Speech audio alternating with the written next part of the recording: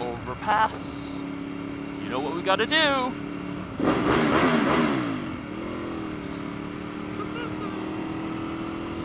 Sounds so good.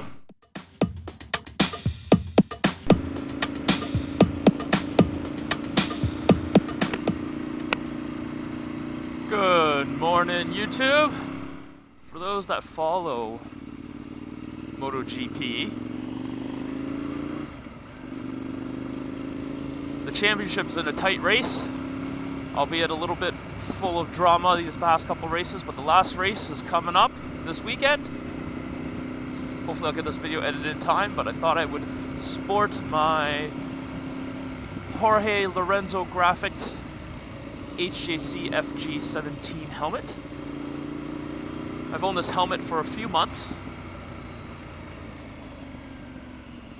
but I don't wear it very often because most of my gear is mounted on my Shoei helmet, which I primarily use. That's a little older. This one's still brand spanking new to me. So I figured we'd do a little bit of a review for those that are shopping for a helmet. I bought this helmet mainly for the graphics.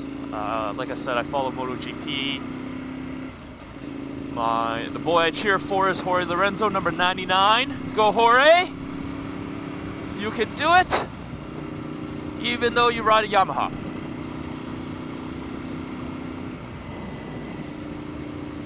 So I bought this helmet because of the graphics.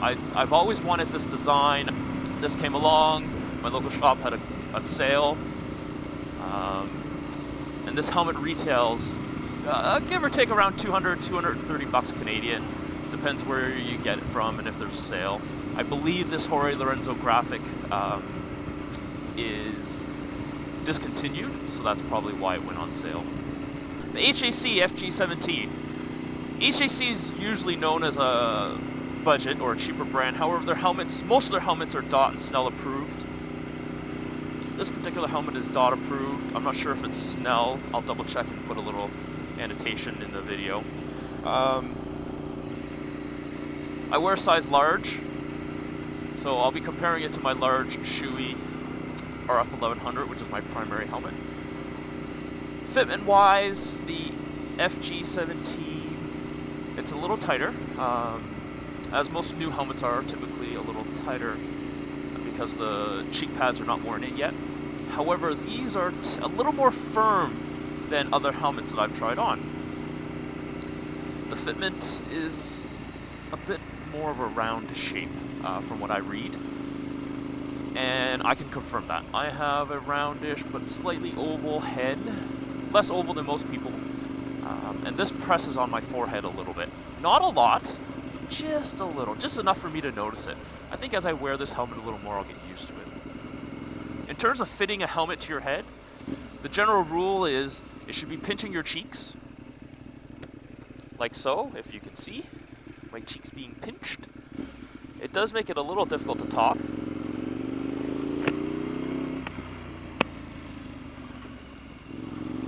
But they say if you can put a helmet on, stick a piece of gum in your mouth, and chew the piece of gum without biting the insides of your cheeks, then the helmet is too big for you. So you shouldn't be able to chew gum when a helmet is properly fitted on you. That's the general rule. Might not apply to everyone, but in general, that's how it goes.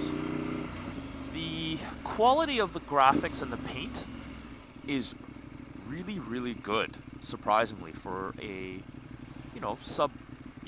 mid-level, maybe towards the lower end helmet, based on the price. But this helmet feels almost like a premium helmet.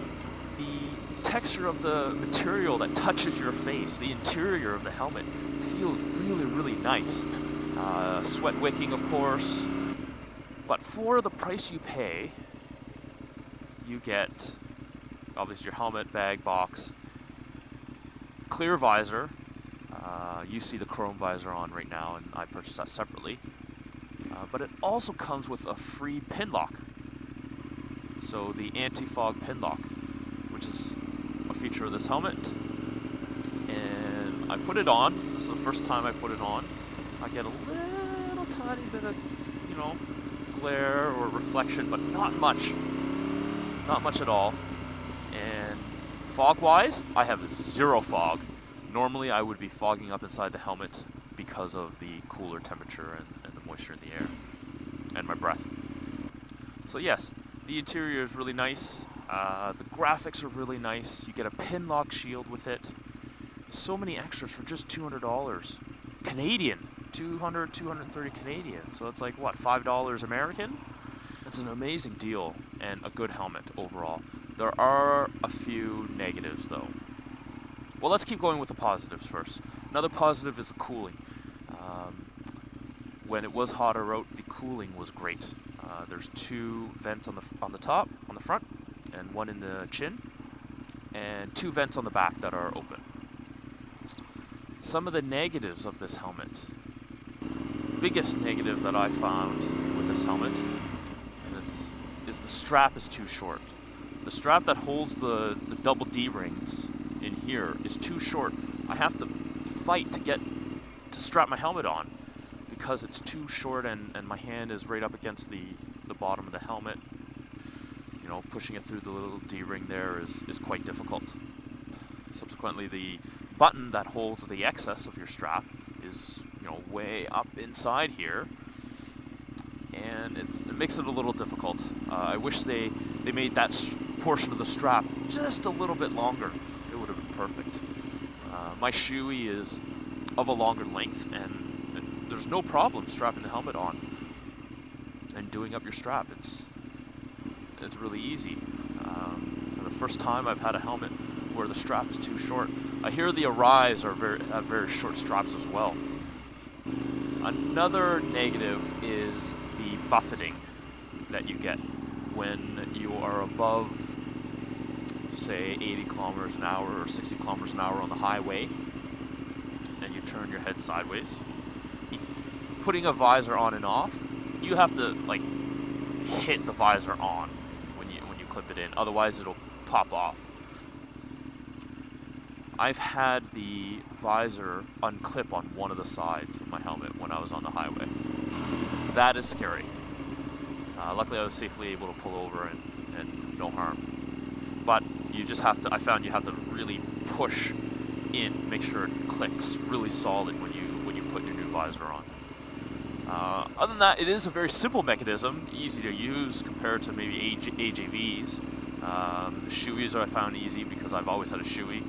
But the HJC clip visor mechanism is pretty good in terms of if we were just talking about ease of use.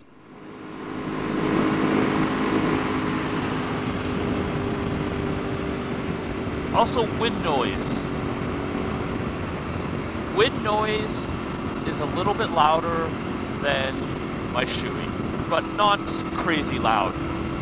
Weight-wise, this helmet weighs a little bit more than my Shoei RF 1100, but it's not super heavy. Even with my Cena on the side, it feels good, very balanced. But overall, I would give this helmet